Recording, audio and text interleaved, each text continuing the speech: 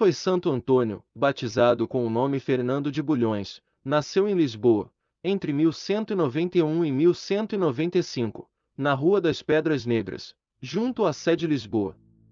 Na casa onde nasceu e viveu a sua infância está hoje a igreja de Santo Antônio, e na cripta é possível ver um pedaço de um dos ossos do santo, autenticado por bula. Educado no seio de uma família nobre para ser cavaleiro, na adolescência pede autorização para ingressar na Ordem dos Conegos Regrantes de Santo Agostinho, na igreja de São Vicente de Fora. Partindo mais tarde para Coimbra, onde estudou teologia. A busca pela introspeção e a simplicidade conduzem-no até a recém-criada ordem franciscana e a deixar de lado, não só o hábito de Agostinho, mas também o seu nome.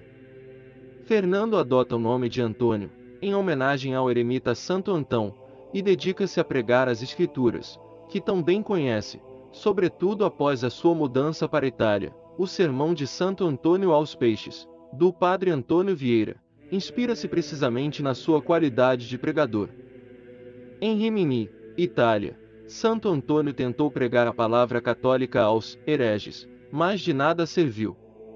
O franciscano decide então pregar aos peixes, já que mais ninguém se dignava a ouvi-lo. Contemporâneo e amigo de São Francisco de Assis, Santo Antônio é um dos santos mais populares da Igreja Católica, e a sua imagem encontra-se nas várias igrejas portuguesas, italianas, brasileiras e também no sul de França.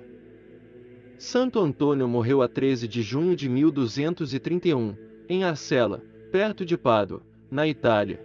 E é por essa razão que 13 de junho passou a ser dia de Santo Antônio. Ao amanhecer do dia 13, Santo Antônio desmaia, sentindo que a morte se aproximava.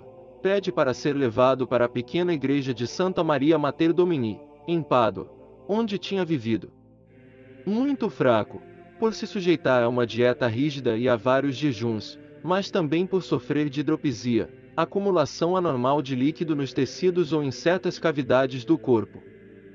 Não aguenta a difícil viagem no carro de bois e tem de parar em Arcela, às portas de Pádua. Santo Antônio morreu numa sexta-feira, no convento de Santa Maria de Arcela, e logo começaram as disputas pelo corpo do santo. A população de Arcela queria sepultá-lo na sua igreja e a população de Pádua exigia que a última vontade de Santo Antônio fosse cumprida. Após a disputa, Pádua acolheu o corpo do santo e sepultou-o na igreja de Santa Maria Mater Domini. No ano seguinte, a cidade decidiu edificar uma basílica em sua honra, e a pequena igreja onde está o corpo do santo foi integrada na construção.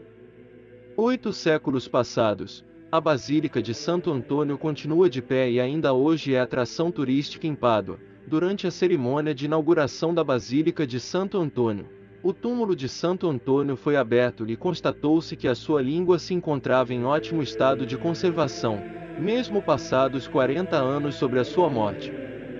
Símbolo da sua qualidade de pregador. A língua do santo foi retirada e colocada num relicário, onde continua exposta aos fiéis até aos dias de hoje. A canonização foi feita em tempo recorde, e Santo Antônio foi mesmo canonizado mais rápido na história da Igreja Católica, com a instalação do corpo de Santo Antônio na igreja de Santa Maria Mater Domini. Pádua torna-se centro de peregrinação.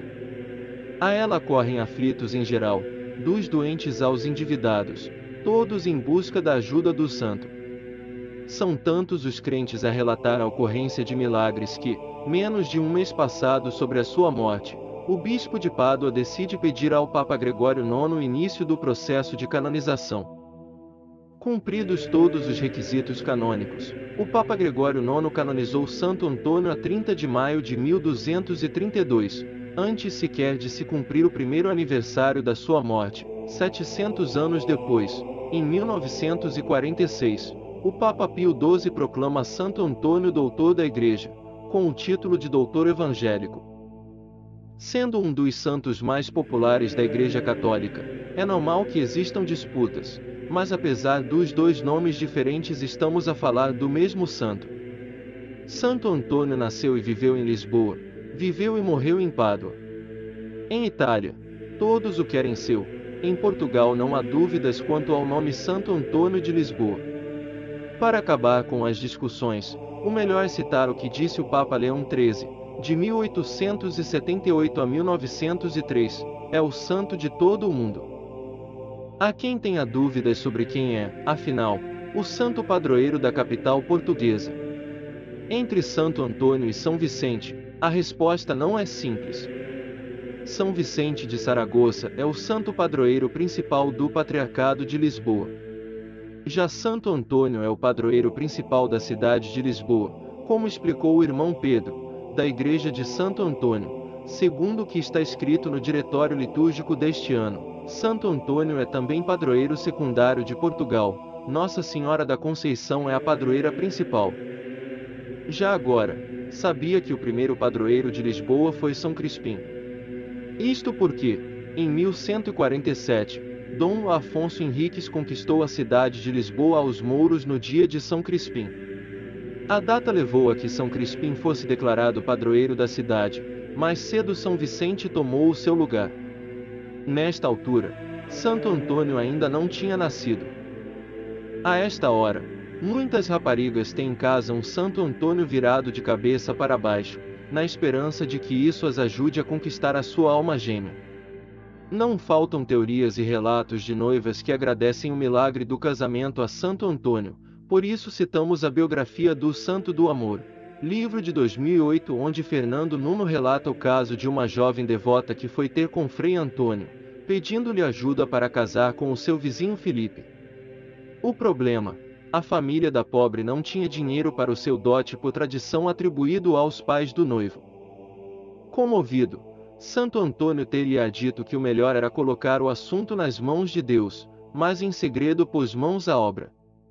Daquela vez, Santo Antônio não distribuiu os donativos arrecadados junto dos fiéis, decidindo guardar o dinheiro até conseguir a quantia necessária para o casamento da jovem. Quando conseguiu, amarrou as moedas numa bolsa e atirou-a discretamente para dentro do quarto da rapariga, juntamente com um bilhete: "Este é o dote que permitirá à noiva casar-se." O livro admite que esta história tem várias versões, até porque quem conta um conto acrescenta um ponto. Segundo uma tradição portuguesa do século XVII, por exemplo, uma mulher desesperada por encontrar marido atirou pela janela a estátua que tinha de Santo Antônio. Por pontaria, atingiu a cabeça de um soldado que passava na rua naquele momento. Depois de ser socorrido pela própria mulher, conta-se que o soldado se apaixonou por ela e os dois acabaram por contrair matrimônio. As histórias multiplicam-se, como sempre nestes casos, o que conta é a fé e a crença.